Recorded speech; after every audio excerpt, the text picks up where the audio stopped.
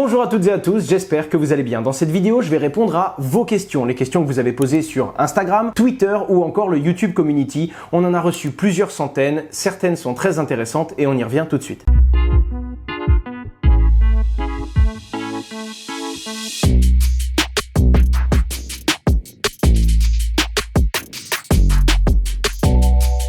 Naturellement, j'ai pas pu répondre à tout le monde, j'ai répondu aux questions les plus pertinentes ou celles qui avaient eu le plus de likes ou de retours des autres membres de la communauté. Je profite du début de cette vidéo pour vous le dire, il n'y aura pas de vidéo pendant plus de 2 semaines sur ma chaîne. Je profite de la fin du mois d'août pour respirer un petit peu et je vais même essayer de m'absenter quelques jours consécutifs sans passer la porte du bureau. Ce sera déjà peut-être même terminé quand cette vidéo sera en ligne sur YouTube, mais ne soyez donc pas surpris que je sois moins actif sur la plupart des réseaux sociaux pendant les semaines qui viennent. À savoir également qu'il y a quelques jours, cette chaîne YouTube a fêté ses 6 ans. Il y a presque 600 000 abonnés qui me suivent sur YouTube, plus de 300 000 sur Twitter, presque 200 000 sur TikTok ou encore presque 150 000 sur Instagram. Une communauté déjà très grande et je l'espère bien qui s'agrandira encore plus en fin 2022 et en 2023. Est-ce que tu vas bien? Je vais très bien. J'ai beaucoup d'énergie, j'ai un live dans 40 minutes où je rejoins la communauté sur Twitch et ce sera du coup le dernier live d'août avant que je fasse ma petite pause. Et du coup dans quelques heures, je suis en vacances. Et même si je dois avouer que j'ai pas du tout prévu ce qui m'arrive, j'ai la patate. Alors on a Emery qui nous demande pourquoi Binance propose des stacking ou des épargnes avec des API très bas. Donc des API, c'est des rendements, les intérêts qui sont donnés par an sur une crypto-monnaie. Avec par exemple Maker et actuellement c'est 1% par an. Et il me demande s'il y a des alternatives intéressantes et sécurisées. Alors c'est toujours pareil. Il faut savoir que plus on va chercher un haut ROI, un gros API, plus on va prendre de risques. C'est pareil dans la finance décentralisée par exemple. Si vous voulez un gros retour sur investissement et des gros intérêts sur une crypto-monnaie, vous allez sûrement devoir aller sur des tout petits protocoles de prêt, d'emprunt, d'apport de liquidité et donc vous allez prendre plus de risques. Les moins risqués en général, c'est le stacking, mais pas le stacking sur une plateforme d'exchange. Je parle bel et bien du stacking on-chain, c'est-à-dire quand vous allez bloquer votre crypto-monnaie auprès de la blockchain elle-même ou sur des validateurs, pour ceux qui connaissent. Le deuxième niveau, c'est d'aller sur des plateformes qui vous proposent des rendements et à ce moment-là, essayez d'aller sur les plus grandes plateformes, comme par exemple Binance, Kraken, FTX, mais n'oubliez pas non plus qu'elles ne peuvent pas donner des rendements qui sont faramineux parce que les rendements que donne une plateforme reflètent l'état global du marché. Par exemple, sur les stablecoins, chez Just Mining, aujourd'hui, on peut proposer autour de 5%. On pourrait proposer 6, 7 ou 8%, mais plus on va vouloir essayer d'augmenter le rendement qu'on va donner à un client sur le dépôt d'une crypto-monnaie, plus on va devoir aller utiliser des protocoles encore plus jeunes, encore plus risqués, et donc certes augmenter le rendement, mais pour augmenter considérablement la part de risque. Je le rappelle, l'argent facile n'existe pas, l'argent rapide oui, mais uniquement quand on prend le risque d'en perdre rapidement également. Il n'y a pas de magie. Il faut quand même bien distinguer le stacking, qui représente le fait d'immobiliser une crypto-monnaie dans sa propre blockchain. C'est beaucoup plus sécurisé que tout ce qui va être lending ou finance décentralisée puisqu'on va utiliser une surcouche, un protocole qui va nous permettre de prêter, d'emprunter, mais le dialogue n'est pas directement avec la blockchain et donc naturellement c'est une surcouche logicielle qui a été développée par une équipe et qui peut donc avoir des failles. Jean-Pierre qui nous demande, à la fin de ta vidéo avec Idriss Aberkan, tu disais que tu allais sûrement refaire ce format avec d'autres intervenants. Depuis, tu as fait une vidéo avec Yann Darwin ou encore David Laroche. Comptes-tu faire des vidéos dans ce format à l'avenir? Oui, j'ai quelques personnes en tête, soit des personnes qui sont de très bons vulgarisateurs et j'aimerais bien avoir leur avis sur la blockchain, soit des personnes qui ont un avis assez opposé ou différent du mien et ça peut être notamment intéressant de les faire venir sur ma chaîne. Encore une fois, si je continue ce format, le but ne sera pas de donner mon avis à la personne que j'interviewe, mais bel et bien d'avoir le sien. Et c'est ça qui peut être très enrichissant. En tout cas, oui, on a même quelques noms en tête. R3, salut, on te l'a probablement demandé 20 fois, mais tu vas faire une vidéo sur les différentes blockchains d'infrastructure. C'est vrai que je l'avais promis et j'ai pas pu le faire parce que on mettait à jour le script en fait sur les blockchains d'infrastructure, donc les Ether, Elrond, Algorand, Tezos, etc. Et le truc qui était très dur, c'est comme c'est un sujet qui avance très vite, on n'avait même pas le temps de mettre à jour le sujet et de le produire qui avait déjà des nouveautés. Ce qui a fait un sujet énorme et on n'a pas pu le traiter. Merci beaucoup pour la fin de ton message en tout cas R3. Alors oui, c'est prévu, mais pas sur l'ensemble des blockchains d'infrastructure parce que ça ferait un trop gros morceau. Je pense que je vais le scinder en plein de petits sujets, comme je l'ai déjà fait, en faisant des vidéos sur Ether ou encore sur Elrond, les infrastructures que je préfère bien entendu, mais je prendrai le temps de décortiquer. Je parle même à certaines équipes pour essayer d'avoir des budgets et vous faire des gros sujets un peu plus lourds mais qui rentrent un peu plus en détail. HT qui nous dit, pour convaincre et prendre des décisions éclairées, il faut avoir toutes les cartes en main. On entend beaucoup d'arguments pour expliquer pourquoi Bitcoin sera plus haut dans le futur. Peux-tu nous dire objectivement quelles seraient les raisons pour lesquelles Bitcoin pourrait ne pas être plus haut, donc être plus bas, perdre de la valeur dans le futur? Bon, alors déjà, je le rappelle, il y a toute la spéculation de marché, d'accord? S'il y a un gros mouvement de panique, de peur, de vente, ou si les marchés traditionnels ont besoin de liquidité, ils vont vendre les lignes risquées de leur portefeuille et donc leur crypto-monnaie, ce qui peut faire baisser. Ça, ça arrive très fréquemment, ça arrive à chaque fois qu'il y a une survalorisation pendant les bull runs. Ensuite, il y a une baisse qui vient un petit peu décompresser cette pression et cette valorisation que le marché a eu en très peu de temps. Malgré tout, il peut évidemment, bien que ce soit peu probable, y avoir d'autres raisons qui fassent baisser le cours des crypto-monnaies, comme par exemple des monnaies fiat beaucoup plus fiables. Les crypto-monnaies, notamment le Bitcoin, plaît beaucoup de par ses valeurs, la décentralisation, la transparence de son réseau. Il faut donc comprendre que quand les monnaies traditionnelles se portent très très bien, il n'y a pas vraiment de raison de chercher des alternatives. Et donc on pourrait imaginer que beaucoup de monnaies fiduciaires se portent tellement mieux que ça désintéresse un petit peu les gens à Bitcoin et aux crypto-monnaies. La blockchain peut très bien apporter de la portabilité à des monnaies comme l'euro ou comme le dollar. En attendant, vu ce qui se passe en ce moment, on s'en éloigne plus qu'on s'en rapproche. Il pourrait également y avoir un problème technique sur Bitcoin. Il y en a eu très peu et c'était dans le passé, mais il ne faut jamais dire jamais. Et c'est vrai qu'un problème technique sur Bitcoin qui rendrait le réseau indisponible même un certain temps pourrait faire très peur et donc baisser naturellement le prix de la crypto-monnaie. Sachant que ça toucherait Bitcoin, ça toucherait également l'ensemble du marché. Ensuite, je préfère pas vous donner d'autres exemples parce que ce serait de la spéculation totale, mais plus d'un signe noir, même dans la finance traditionnelle, pourrait affecter sur du court terme les crypto-monnaies et donc le Bitcoin. Quel intérêt peut-on tirer des connaissances de programmation dans le monde de la blockchain et des crypto-monnaies? Énormément de choses. La principale raison, c'est vraiment le fait d'être capable de lire le code. Il y a beaucoup de codes qui se font hacker, qui ont des bugs, qui ont des problèmes, ou encore des fonctions qui permettent à l'équipe de récupérer les fonds alors qu'ils ne devraient pas pouvoir. Le fait de savoir coder, de savoir lire le code et de savoir programmer permet à quelqu'un de ne pas avoir à croire une équipe qui parle de son protocole, mais pouvoir aller vérifier noir sur blanc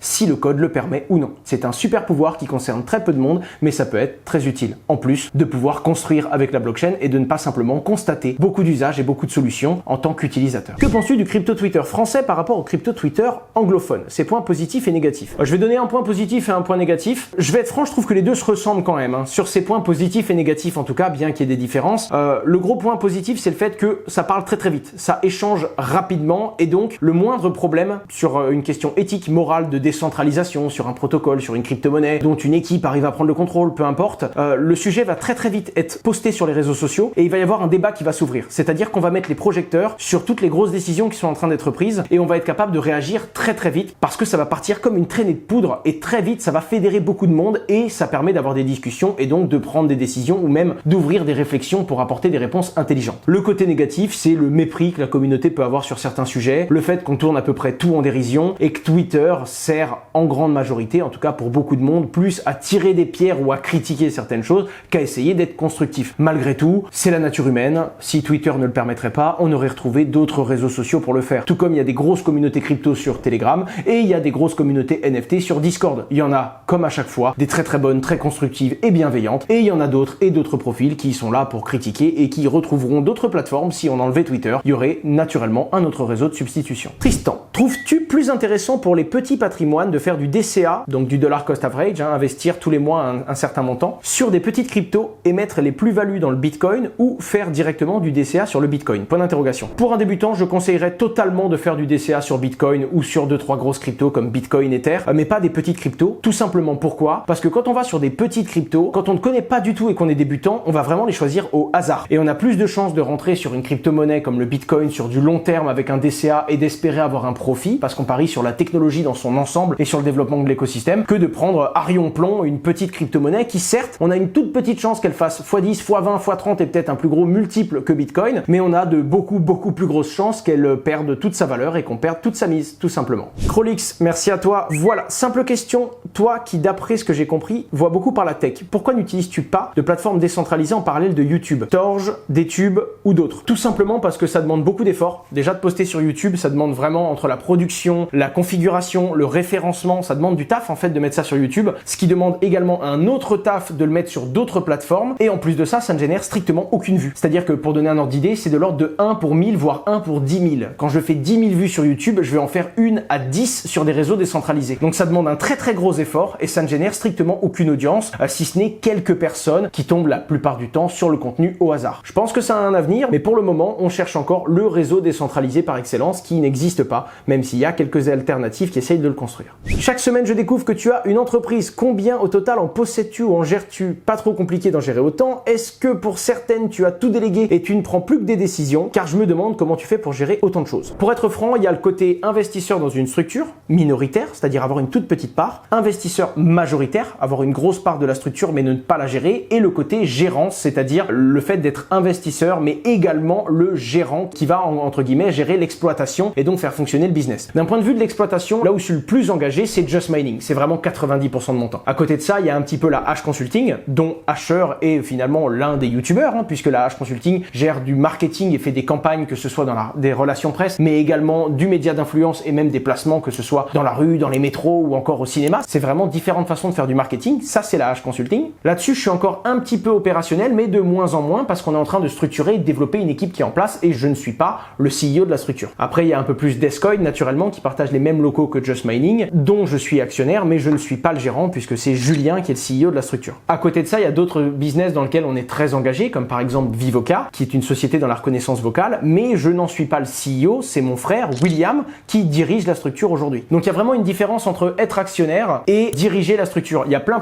de moments où vous m'entendez parler d'une de mes structures alors que j'ai juste du capital. Je ne suis pas opérationnel. Bien sûr, je file des coups de main, j'aide dans les recrutements. Des fois, il y a des postes stratégiques, on a des réunions. Quand on essaye de construire du marketing, naturellement, certaines de nos boîtes vont bosser avec la H Consulting, donc c'est un écosystème qui est très entremêlé. D'autres partagent les mêmes bureaux, donc on est très proche d'eux, mais pas pour autant très opérationnel. Mais en attendant, cet ensemble de choses fait qu'on est naturellement dans plein d'entreprises différentes. Mais aujourd'hui, on est dans un peu plus d'une douzaine d'initiatives. Je pourrais citer par exemple Waltio ou encore Bitstack, Cruxpool, XDeFi, Engrave. Et là, je vous parle que des projets blockchain et crypto, puisqu'il y a plein d'autres structures qui n'ont mais alors rien à voir avec la blockchain et des fois même rien à voir avec la tech. Puisqu'il ne faut jamais mettre tous ses œufs dans le même panier, on a même diversifié la nature des entreprises et des exploitations qu'on rejoignait. C'est Xelio qui me demande si j'ai déjà été victime d'une escroquerie. Oui, à mes débuts en 2016 ou en 2017, je me suis fait hacker mon compte Kraken et pour le coup, j'avais simplement pas mis de 2FA. Très grosse erreur que je ne ferai plus et je suis d'ailleurs très content que ça me soit arrivé aussitôt parce que c'est une leçon que j'ai appris très rapidement et que je n'ai plus faite après. Mais bien entendu, la première fois que ça nous touche, ça fait vraiment mal et pour le coup, j'avais perdu quelques milliers d'euros à l'époque et c'était un montant qui était considérable pour moi. J'avais eu du mal à avaler la pilule. L'étape professionnelle la plus compliquée que tu aies vécue, vie pro, Just Mining, j'en ai 2-3 qui me viennent en tête quand même. D'un point de vue YouTube, exposition, je dirais que c'était, on va dire, les premiers buzz sur internet, les premiers moments où je fais un sujet où les gens sont pas d'accord avec moi ou quand je parle d'un projet et que le projet se pète la gueule. Naturellement, c'est mon job de parler de plus en plus d'initiatives, de projets, de choses qui existent. Je prends l'exemple du ST, dans ma vidéo sur les stablecoins, je parle du ST comme un stablecoin algorithmique, une nouvelle génération de stablecoin prometteur. Naturellement, quand le truc se pète la gueule derrière, tu te prends une claque et il y a des gens qui viennent te cibler en direct. Et malheureusement, c'est normal, ça fait partie du job en fait. Le truc qui est très dur, c'est que maintenant je commence à connaître la musique. En 2017-2018, quand je me prenais des bad buzz, j'avais pas l'habitude. C'est-à-dire que j'étais un entrepreneur qui démarrait, donc je faisais des erreurs et le côté entre guillemets influenceur, la moindre erreur, Internet fait très mal. Internet est virulent et les gens derrière un pseudo-anonymat s'en prennent directement à toi. Ça fait naturellement mal, ça blesse, mais la réalité c'est que on comprend très vite que c'est dans le jeu et il faut vivre avec, sinon il faut simplement pas faire ce métier. Le truc c'est que j'ai mis du temps à le comprendre. Heureusement, j'ai été bien accompagné et bien conseillé par des personnes sur YouTube qui sont bien plus exposées que moi et qui ont des bien plus grosses communautés et ces gens-là m'ont très vite fait comprendre que ça faisait partie du jeu. Mais les premiers ont été très virulents et je me souviens avoir passé de sales nuits. La deuxième chose, professionnellement, je pense que ça a été le premier bear market, celui de 2018. On n'était pas prêt à le prendre, c'est-à-dire qu'on n'avait pas eu assez de ressources, on n'avait pas fait assez de réserves, tout simplement, pour traverser un bear market. On était tellement dans le rush pour livrer la demande à l'instant T en 2017 qu'en 2018, on n'était pas prêt à cette redescente-là et on avait déjà généré ce qu'on appelle des charges récurrentes. C'est-à-dire qu'on avait déjà embauché des gens, on avait déjà des structures, des frais structurels, des frais mensuels. Donc on avait besoin d'argent pour survivre et pour maintenir les business. On n'avait pas fait de réserve pendant le bull run, pendant que les crypto-monnaies s'envolaient, pour préparer le bear market. Et là, je me souviens vraiment qu'il y avait eu plusieurs fois, plusieurs semaines, plusieurs mois où je comptais le temps qu'il nous restait en jours et en semaines pour ne pas soit dire à une structure, on doit rendre l'argent des clients, on n'a plus de quoi payer les salaires, on n'a plus de quoi gérer la structure et donc naturellement,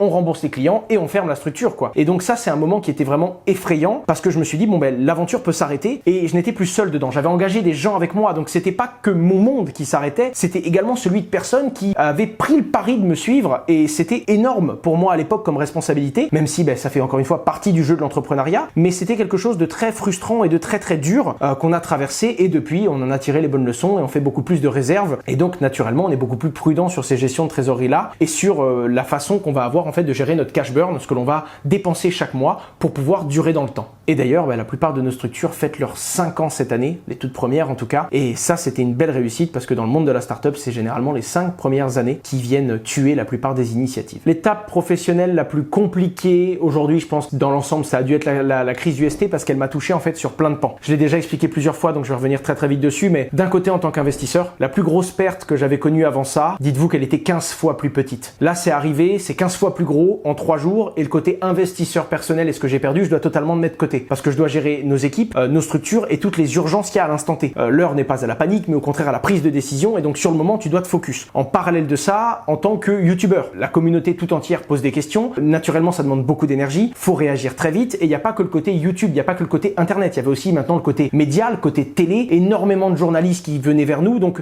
on devait gérer tout ça, et c'était une très grosse pression médiatique, très vite et très forte. À des moments où le moindre discours, dans une période où j'ai pas dormi pendant plusieurs jours, je suis très fatigué et je dois rester très lucide et très impactant dans mes prises de parole. Donc c'est très dur d'être pertinent dans tous les domaines en fait au même moment, sachant qu'il faut beaucoup de préparation à un moment où on n'a pas de temps et donc on n'est pas préparé. Et pour finir avec ça, naturellement, en tant qu'entrepreneur, parce qu'on doit gérer des équipes qui elles-mêmes ont fait des pertes sur un produit auquel on croyait dans certaines structures, qui elles-mêmes étaient indexées sur cette crypto-monnaie et utilisaient des protocoles comme Encore par exemple, et qui ont donc fait des pertes en perso, qui doivent gérer leur côté émotionnel vis-à-vis de leurs pertes, et qui en parallèle de ça doivent rester droits et apporter un maximum de réponses, rester très opérationnels et très disponibles pour les différents clients des structures qui auraient pu être impactés. Donc ce mélange entrepreneur, youtubeur et investisseur où j'ai trinqué à la fois sur les trois, j'avais jamais tanké autant, j'avais jamais pris autant de pression sur très peu de temps, et ouais, j'aurais pu, là c'est un moment où je découvrais en fait ma capacité, puisque je n'avais jamais eu autant de pression d'un coup, et il fallait tout simplement que je vois comment est-ce que j'allais gérer ça, comment est-ce que j'allais réussir à dormir la nuit et à enchaîner les prises de décision le plus rapidement possible en espérant prendre les plus pertinentes possibles. Semoule007 qui nous dit: bonjour Owen, question peut-être naïve, mais je suis quand même impressionné par la résistance de la plupart des alts par rapport à la crise top 200. Comment expliquer que si peu de sociétés ne sont pas tombées en faillite? Alors déjà, ce qu'il faut comprendre, c'est que tomber en faillite, ça veut pas dire que la crypto-monnaie s'effondre. Je prends l'exemple d'une société comme un exchange qui tomberait en faillite, ça veut dire que l'exchange ne gagne plus assez d'argent pour payer ses employés, pour payer ses charges, pour payer les serveurs informatiques, pour payer son système de sécurité. Ça veut pas dire qu'il a perdu l'argent des clients. Il peut très bien dire: bon ben voilà, on doit 5000 € à nos clients, on a 5000 €, on les rembourse, mais on ne peut plus faire tenir le business. Donc il y a une différence entre avoir une crypto-monnaie qui se casse la gueule et un projet qui fait faillite. Et puis certains n'ont pas de structure, certains n'ont pas d'employés, donc ils n'ont pas de charges récurrentes, ils sont dans des pays où il n'y a pas les mêmes impôts et les mêmes charges patronales et sociales sur les salaires, il y a des fois pas les mêmes infrastructures, il y a des pays où l'immobilier, les murs coûtent plus ou moins cher, et donc il y a des gens qui peuvent très bien tenir 2-3 ans sans se casser la gueule, sans faire faillite, alors qu'ils ont une petite trésorerie ou des petites réserves. Le fait est également que certaines structures vont peut-être faire faillite, mais ça prend du temps. C'est pas pour autant que la crypto-monnaie va se péter la gueule. Si une crypto-monnaie est utile, certaines sociétés ont lancé des jetons qui maintenant appartiennent à la communauté. À partir du moment où ce token a une utilité, même si l'entreprise elle-même ne développe plus la fonction de base, le projet, lui, peut conserver de la valeur. Et ensuite, rappelons quand même que même si ça s'est cassé la figure, la plupart des entrepreneurs qui connaissaient les cycles ont fait des réserves et se sont donc préparés à pouvoir traverser un bear market et à construire pendant cette période. En attendant, ce n'est pas terminé. La grosse baisse du marché et les gros coups sont arrivés récemment. Il est possible qu'on ait encore quelques surprises dans les mois qui viennent, même si je fais partie de ceux qui pensent que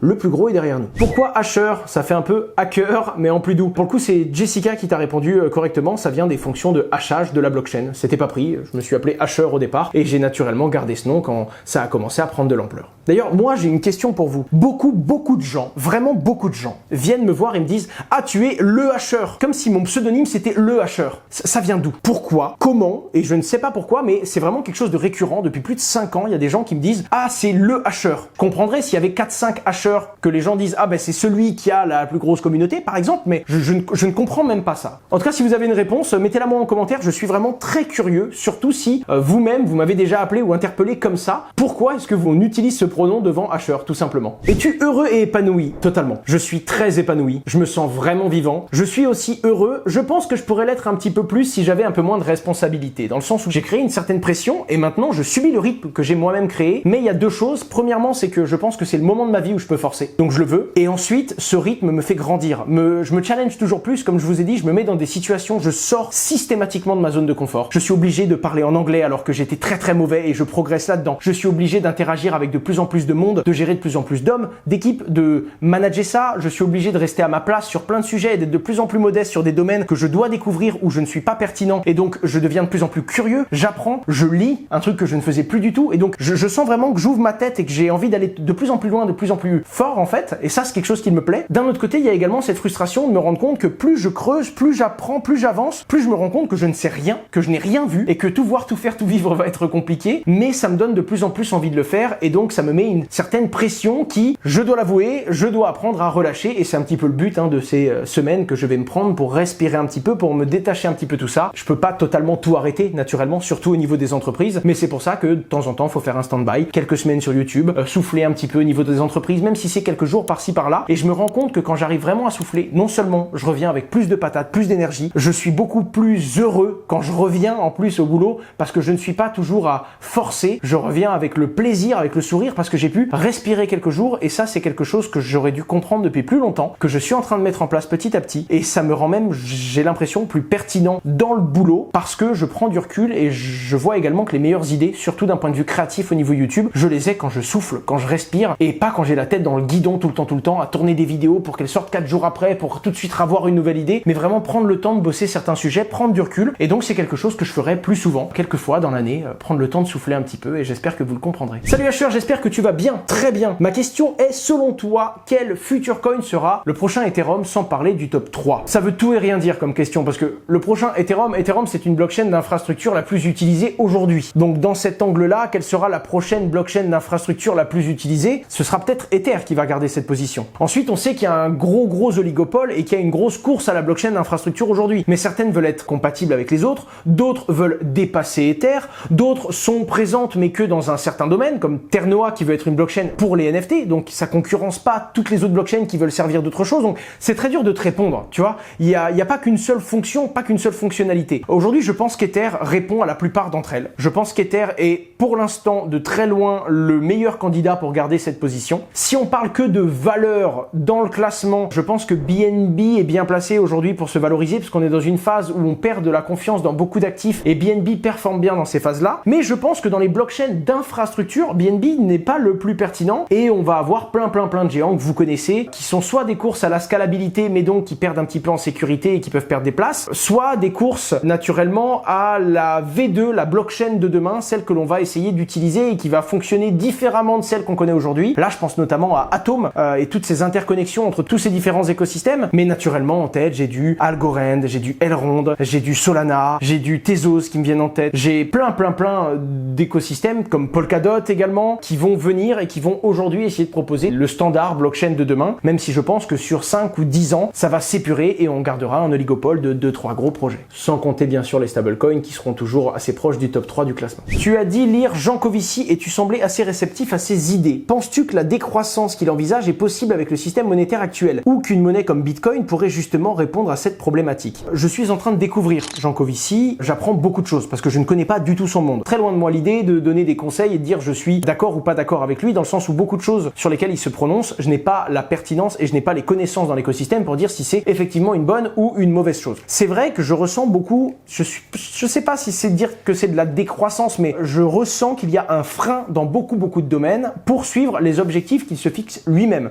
qui sont des objectifs violents, mais qui seraient très sains et très bons pour la planète, soyons francs. En l'occurrence, c'est vrai qu'il y a pas mal de domaines où je ne pense pas ça possible d'atteindre ces objectifs de par le système financier, monétaire et de par le système économique mondial, tout simplement. En tout cas, les pays qui vont rentrer dans ces phases-là et qui vont prendre ces décisions vont rentrer en marge de la société et en marge du monde comme il fonctionne et en marge de certains objectifs que les gouvernements se fixent actuellement aujourd'hui. Il faudrait redéfinir les objectifs que se donnent le gouvernement et les pays si on veut pouvoir faire ça, parce que sinon on va avoir plein de métriques que l'on regarde et que les marchés financiers regardent que l'on ne pourra pas suivre du tout. Mais il est vrai que je pense quand même un petit peu dans certaines réflexions sur le fait que la technologie et l'évolution, la croissance notamment dans certains domaines, peuvent nous permettre de développer des technologies et donc de nous faire rentrer dans ces cases-là par un chemin qui est totalement différent mais qui n'existe pas encore aujourd'hui. Donc c'est un pari. Jean Covici, lui, se base sur des choses qui existent à l'heure actuelle. Je suis pas vraiment pertinent pour répondre à cette question. En tout cas, ça me fait bien réfléchir, ça me fait prendre du recul et j'aimerais beaucoup un jour qu'on ait Jean Covici sur cette chaîne YouTube. S'il tombe sur cette vidéo, qu'il n'hésite pas à me contacter, ce sera un plaisir de lui donner la parole là-dessus. En attendant, Bitcoin pourrait justement pour moi répondre à cette problématique. Oui, en partie, pas sur tous les points, et c'est un sujet que j'ai promis et pour le coup je l'aborderai à la rentrée dans un gros format de 2 vidéos qui vont répondre à Bitcoin. Est-ce réellement l'ennemi de l'écologie ou au contraire est-ce qu'on peut découvrir et est-ce qu'il peut apporter plein de bonnes choses, et c'est ce que je pense en tout cas sur certains aspects. Capo, selon toi les Layer 2 ont-ils encore un avenir sur le long/très long terme? Totalement. Pour moi, le layer 1 va avoir un objectif, c'est essayer d'être le moins énergivore possible et le plus sécurisé possible. Et ce sont pour moi les layer 2 qui vont apporter la scalabilité. En tout cas, du point de vue et de la compréhension que j'en ai de l'écosystème aujourd'hui. Donc je pense qu'ils ont encore de l'avenir sur un long terme. Maintenant, est-ce que sur du très long terme, on trouvera mieux? Je ne vois pas comment, mais pourquoi pas? Qui sait? En tout cas, s'il y a mieux, autant le trouver. Le fait que 99% du crypto Twitter fasse de la publicité pour Ledger et uniquement Ledger ne peut-il pas devenir problématique à terme? Qu'en est-il des concurrents hardware wallet et est-ce que Ledger va devenir un mot courant comme Frigo, Ledger paye-t-il des influenceurs, Benzema en est-il la cause? Oula.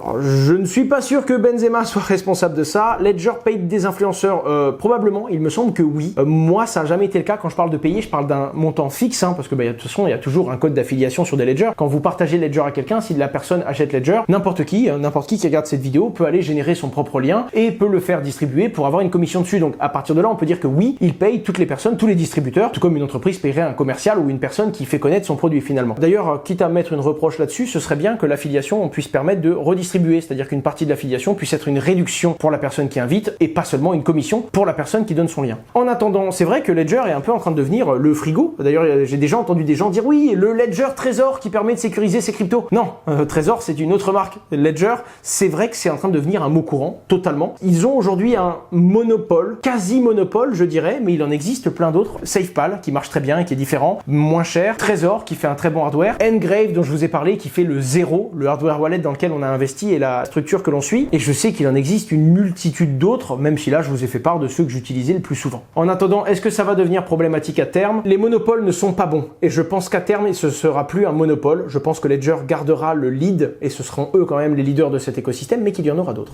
Axel. Alors, j'ai traité cette question parce que vous êtes vraiment nombreux à l'avoir mis, que ce soit sur YouTube, que ce soit sur Twitter, que ce soit sur Instagram, mais elle me plaît pas du tout. Si tu devais te refaire aujourd'hui en crypto avec un budget d'entrée limité en disant 1000 $. Alors déjà, on n'investit jamais en espérant se refaire. Pire idée, hein. Que ce soit dans le monde de l'investissement ou même dans le monde du gambling. Hein. Quand tu mets de l'argent que tu perds, on ne remet jamais de l'argent en espérant se refaire. C'est pas bon, c'est pas la bonne mentalité en tout cas. On fait des bêtises quand on est dans cette mentalité. Là, c'est clairement une question, ouais, si je devais mettre 1000 balles sur quelque chose, qu'est-ce que je devrais acheter? C'est complètement impertinent. Surtout que, je l'explique, en ce moment, il ne faut pas choisir X ou Y projet. En ce moment, c'est la tendance globale du marché. C'est un cycle, il y a des phases. Et comme je l'ai expliqué dans la vidéo qui s'affiche à l'écran, il y a très peu de temps sur ma chaîne YouTube, c'est clairement une période dans laquelle Bitcoin va donner la cadence pour tout le monde. Si Bitcoin se casse la gueule demain, ta crypto-monnaie, aussi bien choisie soit-elle, elle va se péter la gueule aussi. À 90% de chance près, d'accord? Faut bien le comprendre. Et puis là, je rebondis sur le dernier truc aberrant de la question, c'est quoi faire pour redevenir libre financièrement? Tu vas pas redevenir libre financièrement avec 1000 $, d'accord? Sauf si tu arrives à faire ton fois je ne sais combien et que tu estimes que ce montant, selon ton train de vie, te permet d'être libre financièrement et de faire ce que tu veux. J'aime pas la façon dont la question est formulée, Axel. En attendant, je vois où tu veux en venir. Et ce que je pourrais dire pour un plus débutant, ce serait vraiment d'aller sur du Bitcoin, de l'Ether,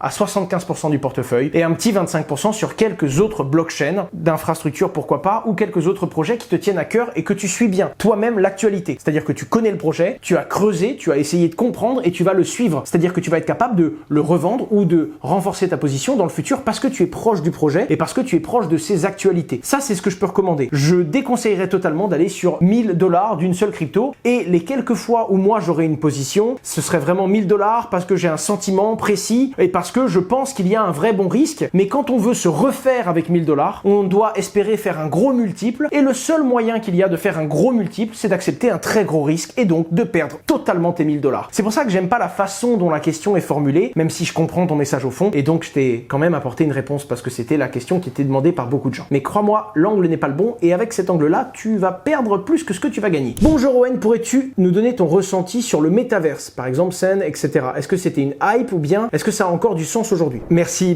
pour la fin de ton message. Alors, pour faire très simple, je pense que c'était une hype, c'est vrai. Comme beaucoup de choses, hein, comme la blockchain, comme les NFT l'ont été, comme la finance décentralisée, comme les ICO en 2017, c'est une hype et c'est normal. Quand il y a une levée de verrou technique, il y a un gros effet de mode et cet effet de mode apporte énormément d'argent et dans cet effet de mode et cette liquidité, il y a quelques bons projets mais beaucoup de projets pourris qui viennent juste surfer la tendance. Ça veut pas dire que c'est pas une révolution, comme Internet il y a 30 ans. Et ça veut pas dire non plus qu'il n'y a pas quelques projets qui vont faire des trucs incroyables dans le métaverse. D'ailleurs, je le crois fortement. Très bientôt sortira sur la chaîne de GQ une vidéo où je parle du métaverse, justement, et où j'explique le potentiel et où j'explique ce que ça peut devenir et ce que ça peut engendrer également comme dérive. Quoi qu'il en soit, je pense que le métaverse, et il y aura des métaverses vraiment très importants et qui auront beaucoup d'utilisateurs, qui seront même très utiles, je pense. En tout cas, aujourd'hui, il n'y a pas encore de projets qui se sont réellement démarqués. Il y a quelques mastodontes, quelques gens qui ont beaucoup plus de liquidité, qui sont beaucoup plus proches de quelque chose de complet, d'utile et qu'on pourra utiliser au jour le jour, comme les géants comme Sandbox. Mais aujourd'hui, j'estime qu'il n'y a pas encore le projet qui a plié le game et qui a montré le métaverse de demain, qui sera utile et qui sera très proche du métaverse que l'on a dans la tête quand on utilise le terme, c'est-à-dire cet autre univers dans lequel on se plonge, dans lequel on a une vraie immersion, c'est pour moi très important quand on parle de métaverse, et qui vraiment va offrir toutes ces possibilités que l'on attend. Certains sont plus proches du but. Aujourd'hui, on est plus sur une début de possibilité, parce que ça y est, on a la techno, on a les outils, les gens s'intéressent à ça. Il y a tout pour pouvoir le faire. Maintenant, il va falloir des années de développement et du budget pour réellement faire quelque chose de fou. Et je pense que ça arrivera dans les mois ou dans les années qui viennent. Une question d'Archibald. Avec le recul, y a-t-il aujourd'hui des projets que tu regrettes d'avoir soutenus ou partagés à ta communauté? Ça va dépendre des aspects et de l'angle de vue que je prends. Tout projet que j'ai présenté et qui a un prix aujourd'hui inférieur au moment où je l'ai présenté, je pourrais te dire oui. Alors qu'en réalité, il y a plein de bons projets que j'ai présentés. Quand je les ai présentés, ils sont montés beaucoup plus haut, il y a des abonnés qui ont pris des profits. Puis ils sont descendus beaucoup plus bas, il y a des abonnés qui ont perdu. Naturellement, mais j'ai beau répéter que ceci n'est pas un conseil en investissement, quand je parle d'une initiative, d'un projet, si elle a une crypto-monnaie, des gens vont en acheter et des gens vont prendre leurs risques, quoi qu'il arrive. En réalité, le fait que ça perde ou que ça prenne de la valeur ne me fait pas regretter. Naturellement, oui, j'aurais aimé ne pas parler du ST dans la vidéo des stablecoins et j'aurais aimé ne pas parler de certaines crypto-monnaies qui se sont trop cassées la figure. Mais à chaque fois que j'ai parlé d'une initiative,